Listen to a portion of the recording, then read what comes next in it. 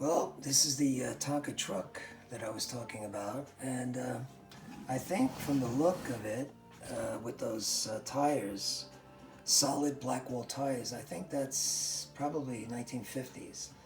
But as you can see, the condition of it, it needs a little bit of cleaning up. But when I get done with it, I'm sure it'll look a heck of a lot better. But just wanted to show you that real quick. That's the before. The next time I film it, it'll be the after. Okay guys, John from Neighbor's Yard Sales. I'll talk to you soon.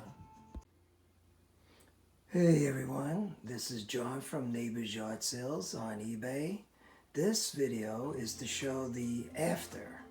I showed in my previous video that this is a 1950s Tonka truck. And it's the tractor to a tractor trailer, but I don't have the trailer. Well, after doing some cleanup on it and some, let's see, mild compound, some polish, and some carnauba wax, this is how it came out. It looks pretty good.